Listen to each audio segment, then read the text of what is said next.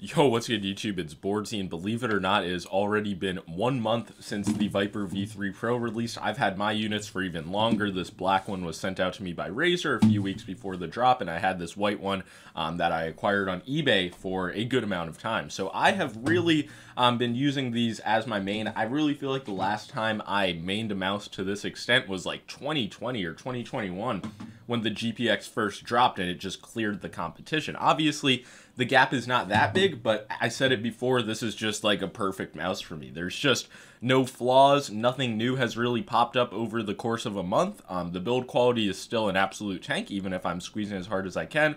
There's like no creaking, no noise whatsoever, which is a big difference from the like Viper V2 Pro, the Death Adder V3 Pro, the original batches. And yeah, the same thing really goes with this black unit. The sidewalls are absolutely solid. There's no creaking, and that's like the main aspect of build quality that I'm really noticing that isn't relating to the clicks. Obviously, things like bottom flex, they don't really matter, but not really too present either. But yeah, I will admit I've put the bulk of my time on this white unit, and it's for multiple reasons. One of the obvious reasons is the coating. It just simply is grippier, more rubberized, better on the white version. It's not up for discussion anymore. Some of you guys, whether it's trolling or just really thinking you were right, tried to argue that, but it's just not the case. Additionally, I mean, this is just a minor, like more personal thing, but I do have core pads on my white unit. I still have the stock skates on my black one. I'm waiting for core pads, jades, etc. to actually arrive.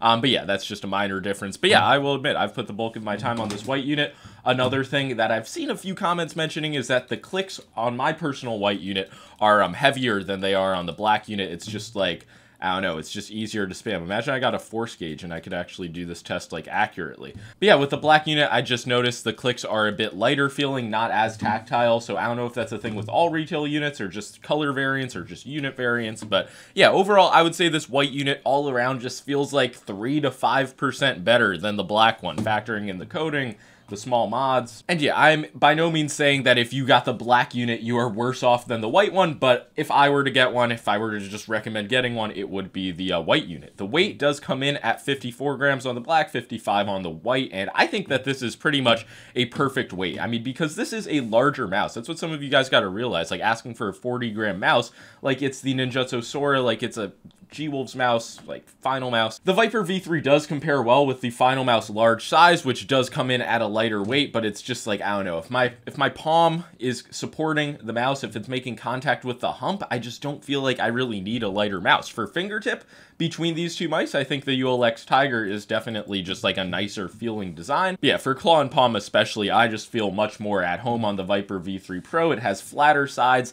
The hump just feels like it was better designed for claw grip. And yeah, for my personal grip style, that really just comes down to having more prominence in the back of the mouse, just like a higher, more rounded feeling hump. Just, it feels better, more consistent in my hand. The all solid shell and extremely nice coating also definitely adds something.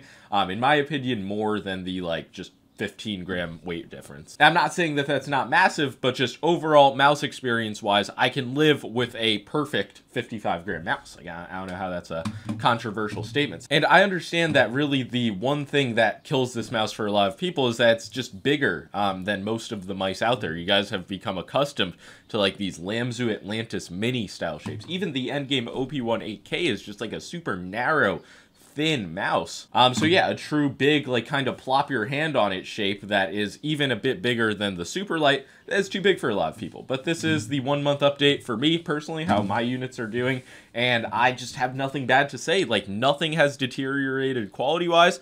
The side buttons are still pretty much feel the same as they did out of the box. The scroll wheel is still okay. I know that's a major concern for a lot of people. Both of my units, really no issues at all with the scroll wheel. The white one might feel a little bit looser. It's very minor. The scroll wheel click is nice and light, and yeah, the clicks still feel consistent. They honestly feel exactly as they did out of the box. I will do a quick sound test because people really harp on me for not doing sound tests, and that's fair, you know, I'll start doing them.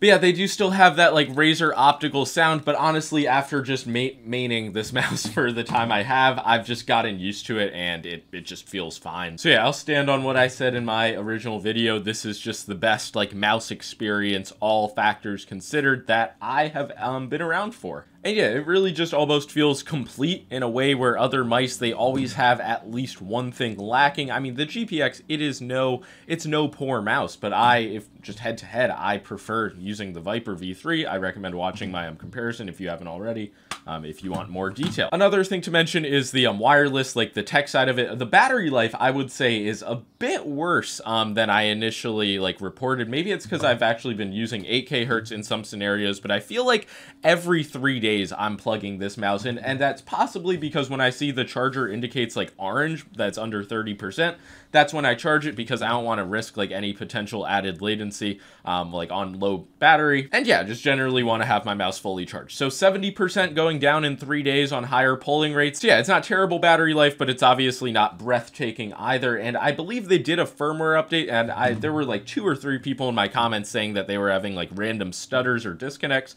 So that may have potentially addressed that, but after I did the most recent firmware update, I didn't really notice anything.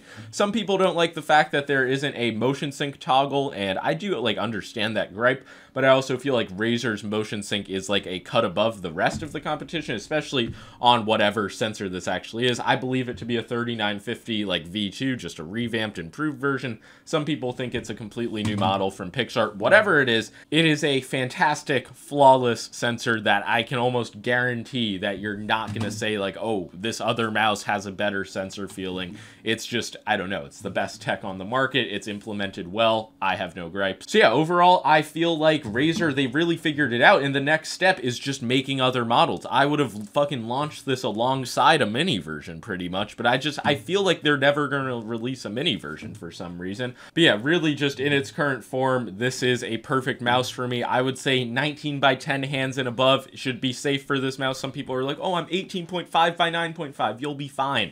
But maybe if you're 16 by 7.5 centimeter hands, this will probably be a little bit too bulky for you. But yeah, if you have a similar hand size, just general mouse preference, to me, I feel like that the Viper V3 Pro is just one of the best releases in recent memory. Obviously for fingertip, this is not my main mouse, but even after putting the time on it, I've kind of been able to develop a grip, but most of the time it becomes more relaxed and kind of morphs into a palm grip. But yeah, I'm primarily claw gripping this mouse. Really just an excellent product. That is the 1 month update. Not too much to say. If you guys have any other questions, let me know in the comments below. But that is going to be all for this video. Like and subscribe. Shocking. Peace out.